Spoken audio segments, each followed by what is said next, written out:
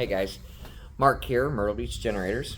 I'm going to talk to you a little bit about Generac's warranty and their extended warranties and all the information that you need to know about that. This is going to be a pretty lengthy video, so sit down, enjoy. Generacs come with a 5-year limited warranty. I say limited because it's more of a staggered warranty. You have 5 years of engine and alternator, 3 years of parts, and only 2 years of labor and travel coverage. That's what they normally come with.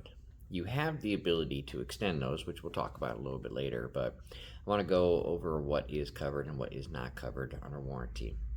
I also want you to keep in mind that the enclosure itself only comes with a 1-year warranty against paint flake, or corrosion, or pitting of the paint.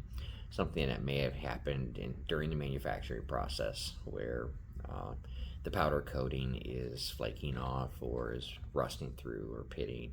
And it could be because of metal flakes that were on the unit when it was painted or baked. The other thing with that is when you have installers that are drilling in metal on top or near the generator itself, those metal shavings are hot and they will embed in the paint on the lid, and over time they'll rust and they'll create an issue with that. So it's important to make sure your generator is cleaned off after the installation. But back to the topic at hand, the things that Generac does not cover under warranty that you might think they would is the installation process.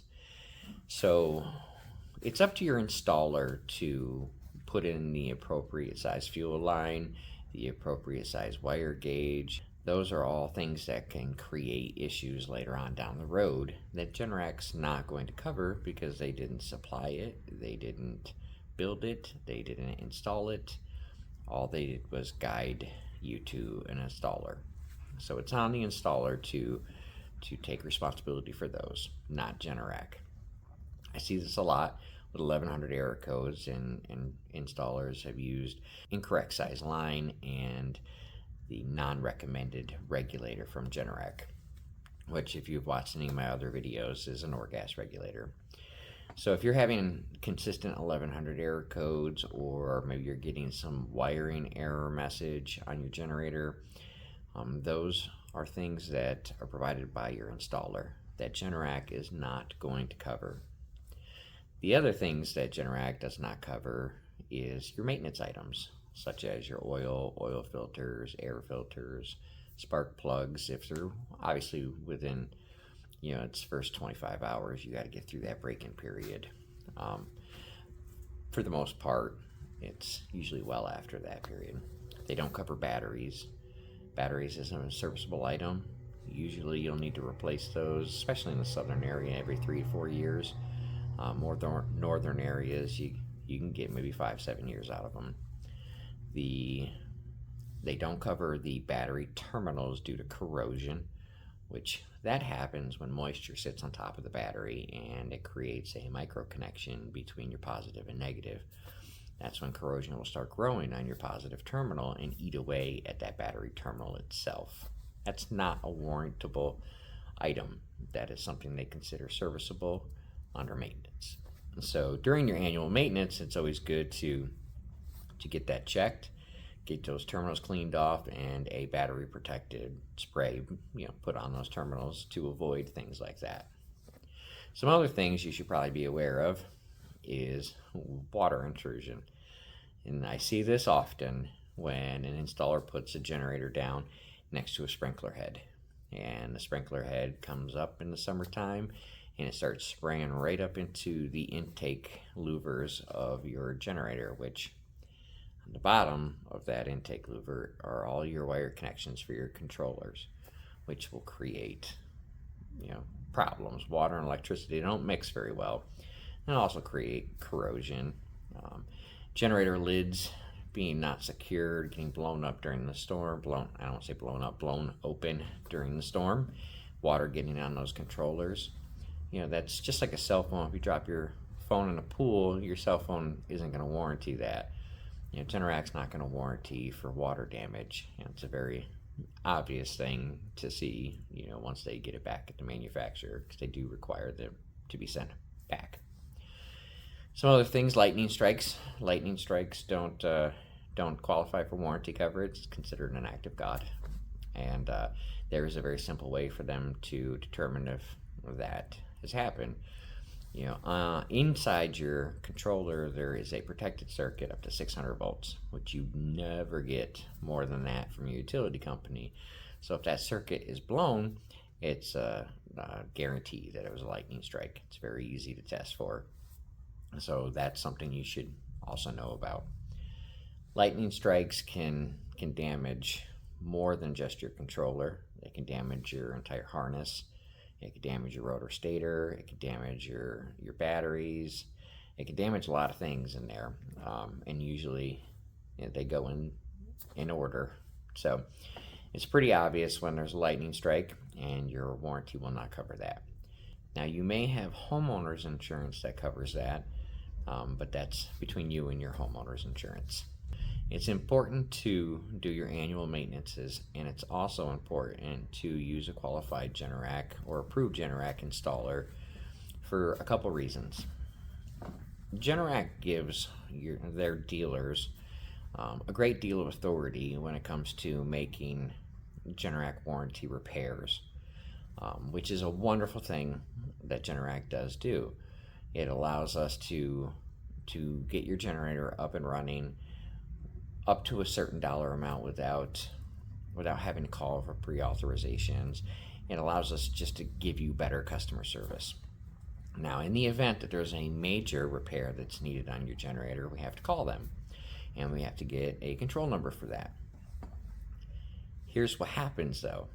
In the event that we have a major repair and we call Generac for a control number, nearly every time I've ever called, they always request copies of your maintenance records and pictures of the install.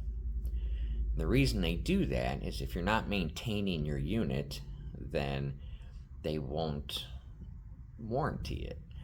Also, if it was installed improperly, meaning it doesn't meet all of its clearance requirements, the fuel lines haven't been set up properly, it's not using the appropriate fuel regulators, all reasons that could affect your generator in the long term. So it's important to make sure that your installer follows all of the rules that Generac has laid out in their installation manual, or else you won't have coverage. Now, Generac's been great. Anytime I've come across a generator that was not installed to specs, they will temporarily pause the warranty until we can get that unit in specs, essentially either relocated or installed properly. Then they'll reactivate the warranty. Generac doesn't want you to be upset, so they give you an opportunity to correct the mistakes that were made during the initial installation. So having a Generac is a great thing as long as you follow the rules when it comes to the installation of your unit and the maintenance of your unit. Some other things that Generac does not cover. For example, if a tree falls on it, or if somebody hit it with a lawnmower, which has happened. And this is probably one of the most annoying features of Generac. They have a little rocker switch on the back side of the unit, and most of the time the units are installed 18 to 24 inches from the back of the unit to the house. When you have pesticide people or exterminators or landscapers or whatever the situation is, anybody who's going around your house and cleaning up things, they generally walk behind the generator, and usually there's a gas line and an electrical line going to it, so they'll step over it. When they do that, they unknowingly hit that little black switch on the back of the generator, which then gives your generator a fault code, 2800 error code, auxiliary shutdown switch. They don't even know they've done it.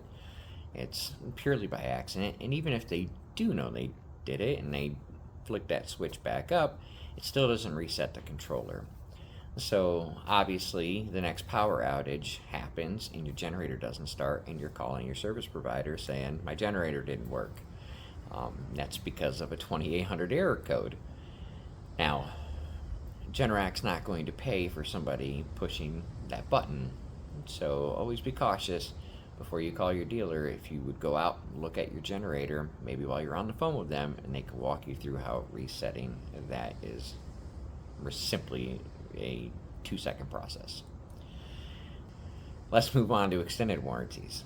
Extended warranties are a great thing, but I need you to understand that extended warranties do not extend it out for a length of time.